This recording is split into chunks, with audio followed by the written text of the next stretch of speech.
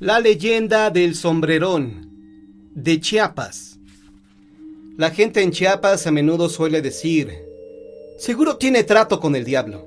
O cómo no va a tener dinero si en la casa que acababa de comprar encontró un buen entierro. Esto se debe a que es muy frecuente encontrar plata, oro o alhajas escondidas en paredes o patios de las casas viejas. Así se escuchó decir en las calles de uno de los barrios de Tuxtla a principios del siglo.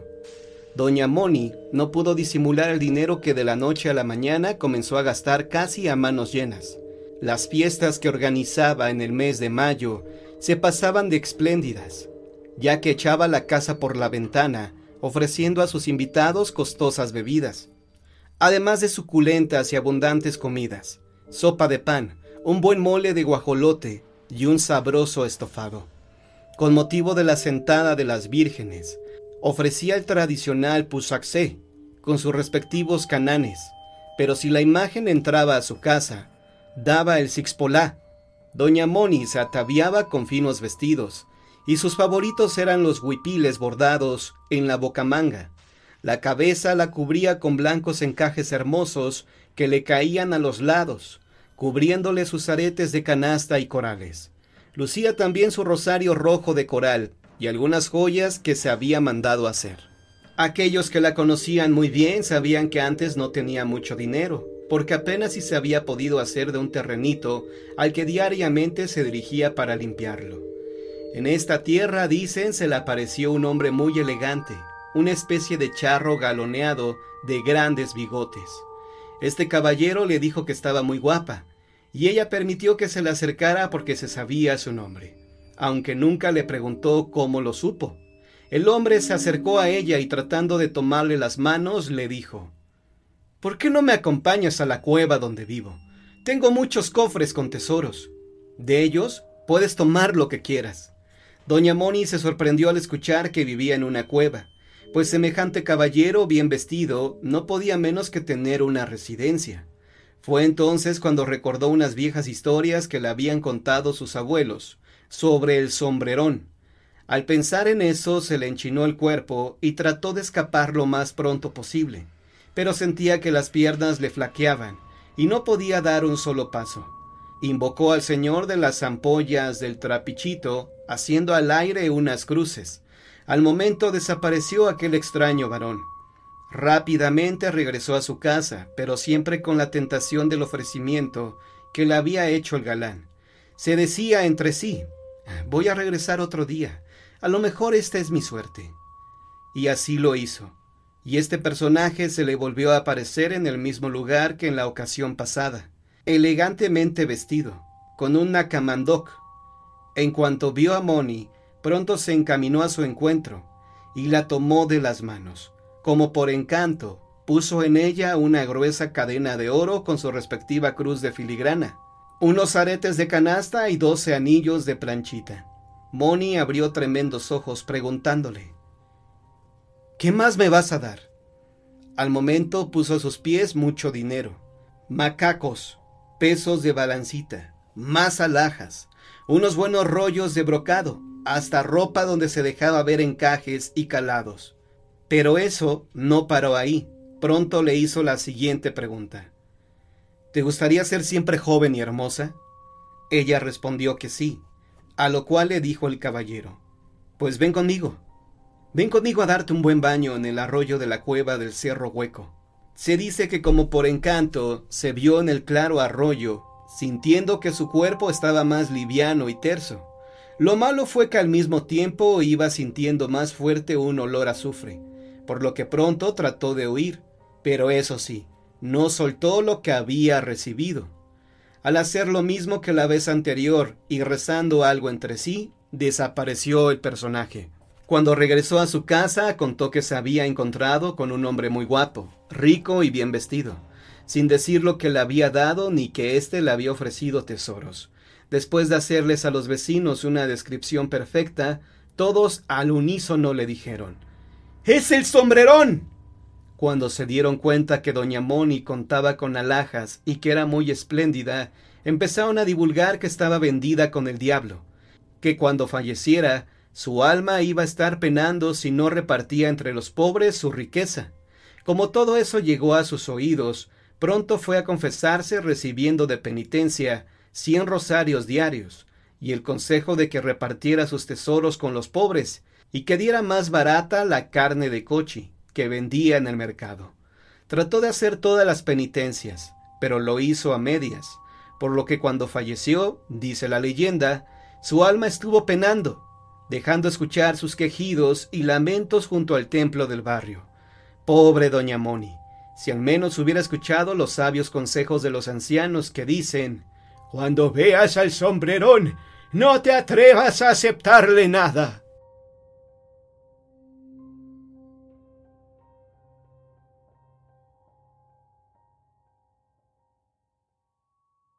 Una noche en el cementerio. Leyenda colonial.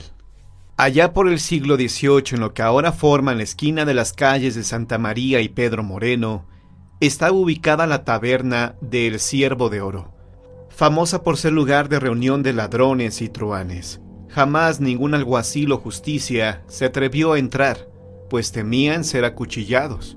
Entre aquella taberna de pillos, destacaba un tal Pedro Santibáñez, de quien nadie conocía su procedencia, pero se sabía que siempre llevaba la cartera llena de oro. Este hombre era déspota y agresivo, y muy a menudo, con tal de hacer alarde de su oro, pagaba las cuentas del vino que todos los pillos consumían. Los hombres bebían remojándose el gaznate a costa de aquel tipo. Una noche, mientras Pedro Santibáñez estaba en la taberna completamente ebrio, invitó a 5 pillos para que fueran a su casa a seguir bebiendo. Aquellos ebrios y audaces sujetos atravesaron el cementerio que se localizaba en lo que hoy se conoce como el Panteón de San Fernando. Caminaban dando traspiés sobre las tumbas y túmulos aún frescos, y así, irrespetuosamente, se internaron en el Camposanto, hasta llegar a la casa de aquel Pedro Santibáñez, quien sacó naipes y trató de que sus amigos ocasionales pasaran una alegre velada. No bien había pasado un rato cuando se escucharon algunos ruidos extraños que se colocaron por la ventana que miraban al cementerio.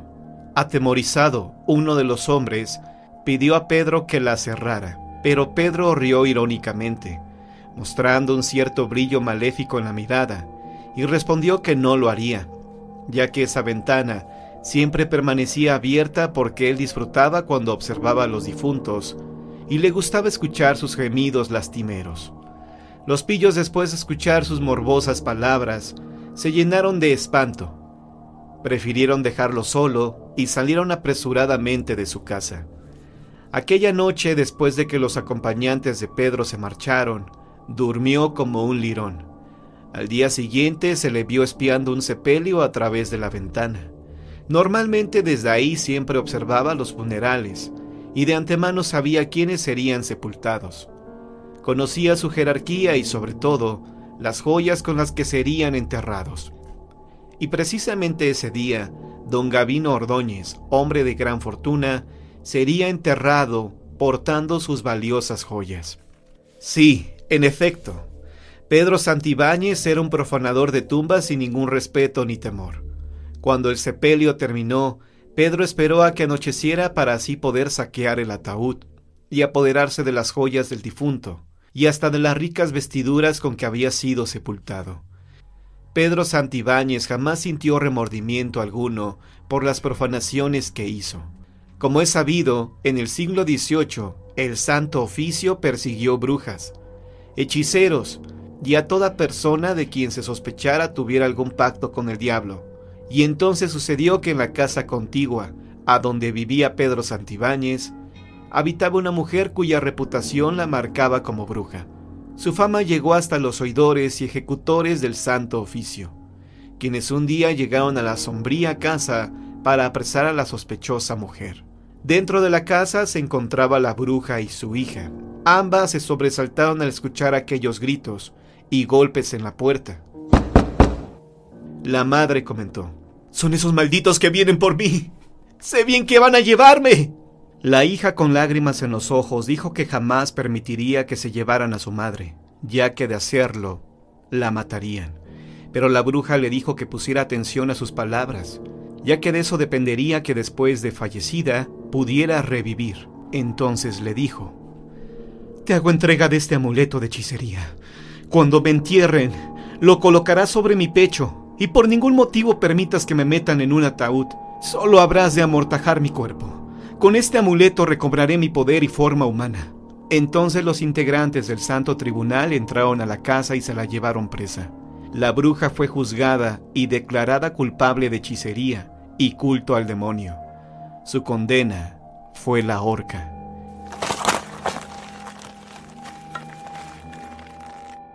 Estando ya en la plaza principal, la subieron al cadalso para cumplir la sentencia, mientras toda la gente gritaba: «¡Muere! ¡Muere, bruja maldita!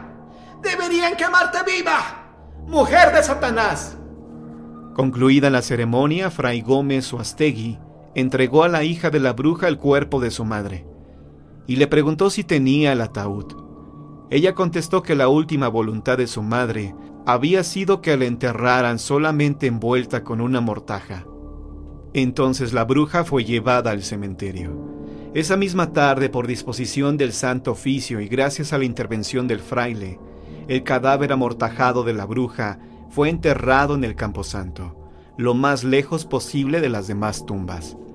Mientras tanto, Pedro Santibáñez observaba desde la ventana de su casa a la desconsolada hija hincada ante la tumba de su madre, y al único enterrador que se conmiseró de ella, y entonces confirmó que se trataba del sepelio de la bruja que habían ahorcado esa mañana. Antes de que la bruja fuera enterrada, su hija se acercó al cadáver y le colocó sobre el pecho aquel amuleto que brillaba esplendorosamente. Cuando Pedro vio destellar aquella joya, su codicia creció y pensó en la conveniencia de que aquel cadáver hubiera sido enterrado sin ataúd, ya que eso facilitaría sus maléficos planes. Tan pronto anocheció, Pedro llegó al panteón y comenzó a cavar. Cuando el cadáver quedó al descubierto, lo alumbró con un farol y buscó la hermosa joya entre la mortaja. Al tenerla en sus manos, se apresuró a cubrir la tumba y después se alejó llevándose consigo el misterioso amuleto, y ya en su casa, lo metió dentro del cofre donde solía guardar el producto de sus macabras rapiñas. La joya sería vendida pasados 2 días. A la noche siguiente, Pedro Santibáñez fue a celebrar su fechoría en la taberna del Ciervo de Oro. Y cuando estuvo borracho, nuevamente invitó a los pillos para que fueran a su casa. Los truhanes de ninguna forma aceptaron, ya que habían tenido suficiente con la desagradable experiencia que vivieron días antes. Pedro se encogió de hombros y salió de la taberna poco antes de la medianoche. Mientras caminaba rumbo a su casa, pensó en la conveniencia de estar solo esa noche, ya que al día siguiente debería estar bien despierto para vender la joya. Cuando dieron las 12 de la noche, Pedro creyó escuchar algo así como un gemido plañidero que arrastraba el viento y que le decía: «Pedro, Pedro». El aterrador lamento venía directamente del panteón. Palideció y su corazón latió más fuerte. Encendió una vela, se levantó de la cama y caminó hasta la ventana, desde donde siempre se deleitaba viendo las luces, siluetas y sombras del panteón, pero no había nada. Así pasaron algunos segundos hasta que de pronto creyó ver formas difusas, etéreas, revoloteando sobre las tumbas, pero no les dio importancia, pensando que solamente eran figuraciones suyas. Regresó a su cama imaginando la fortuna que obtendría después de vender la joya, pero no bien había puesto la cabeza sobre la almohada, cuando nuevamente escuchó un ruido que ahora provenía de la puerta. Escuchó como si alguien la hubiera abierto, y de pronto sintió unos pasos muy cerca de él que se arrastraban en dirección a su alcoba.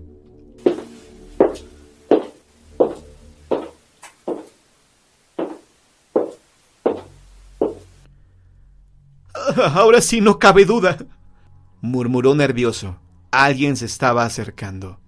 En ese preciso momento una ráfaga de viento helado apagó la vela, y el pillo quedó sumergido en las sombras. Preguntó con cierto temor: ¿Quién anda ahí? ¿Quién ha apagado la vela? Pero nadie le contestó. Entonces le pareció descubrir algo entre las penumbras. Su sorpresa fue enorme cuando frente a él se materializó una horrible criatura. Sí, en efecto, era una fantasmal presencia que con voz de ultratumba preguntó: Pedro, dime en dónde tienes mi amuleto. Lleno de pavor preguntó: ¿Quién eres? ¿Qué deseas? Pero cuando la descarnada figura se le acercó más, Pedro descubrió horrorizado al fantasma de la hechicera y temiendo por su vida gritó: ¡Retírate, bruja maldita! ¡Tú estás muerta! ¡Estás muerta! Pero aquella imagen espectral seguía reclamando su amuleto. «Es mejor que me lo entregues ahora», exclamó la bruja. «Tú eres el culpable de mi penar, pues si no me hubiera robado el amuleto, yo estaría viva ahora». Pedro le gritó que se marchara, que se alejara de él, pero el fantasma nuevamente exigió su amuleto y juró que si no se lo entregaba, sufriría un terrible castigo. Como Pedro no contestó, el fantasma comenzó a buscar su amuleto y de pronto descubrió el cofre donde estaba guardado. Lo abrió y exclamó: ¡Maldito seas! ¡Con que aquí lo tenías escondido! Pedro enfureció como loco y gritó que no se lo podría quitar, pero aquel espantoso espectro tomó el amuleto con sus descarnadas y sarmentosas manos, lo colocó sobre su huesudo y repulsivo pecho, y en ese momento se desencadenaron 1000 demonios. La leyenda cuenta que el profanador de tumbas no sabía si soñaba o se estaba volviendo loco, pero en su delirio gritaba: ¡No! ¡No, aléjate! ¡Solo eres un fantasma! ¡Márchate! ¡Tú no eres real! ¡No puedes serlo! ¡Yo mismo vi cómo te ahorcaron y te enterraron! Entonces intentó arrebatarle el amuleto a la bruja, al tiempo que desesperado gritaba que ella no necesitaba de esa joya en el otro mundo. Los ojos de la bruja brillaron con destellos de espanto. Sus descarnadas mandíbulas se abrían con una amenazante mueca horrible para defender su preciado amuleto, y en cuanto lo tuvo seguro, extendió las manos hacia el profanador y con sus largas y afiladas uñas llenas de tierra de tumba, lo arañó sádicamente, produciéndole dolorosas y profundas heridas en el rostro. Después lo tomó por el cuello mientras Pedro inútilmente luchaba contra aquella poderosa fuerza sobrenatural. En vano fueron sus intentos por salvarse, ya que irremediablemente cayó sin vida. Entonces el espectro arrastró el cadáver del infeliz delincuente y lo llevó hasta la entrada del panteón. A la mañana siguiente, un caballero encontró el cuerpo de Pedro totalmente desfigurado y corrió en busca de la autoridad para solicitar ayuda. Momentos después, al lugar de los hechos, llegaron los representantes de la justicia y Fray Escoto, que preguntó a los soldados si sabían quién era ese hombre y qué oficio tuvo en vida. Uno de los soldados respondió que su nombre era Pedro Santibáñez y que vivía en su casa cerca del cementerio, y agregó que algunas personas sospechaban que se dedicaba a profanar tumbas.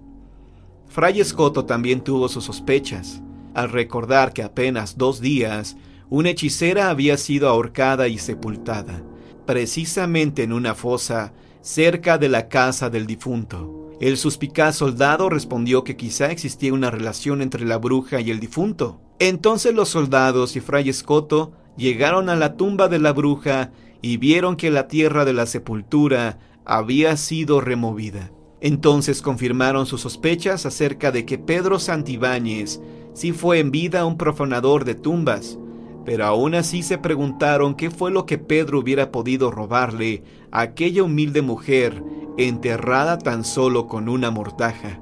Fray Escoto respondió que no lo sabía, pero creía que el asunto tenía una conexión demoníaca. La autoridad sacó el cuerpo de la hechicera y lo quemó ahí mismo. Sus cenizas se esparcieron al viento.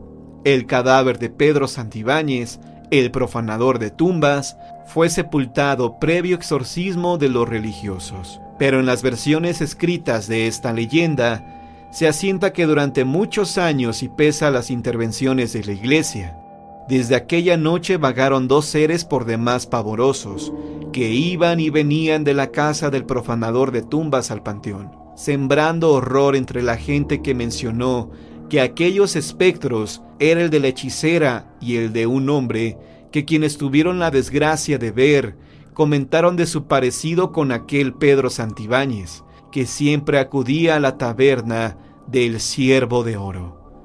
¿Qué cosas tan extrañas sucedían en aquel entonces? Hechos que ni la misma ciencia ha podido descifrar.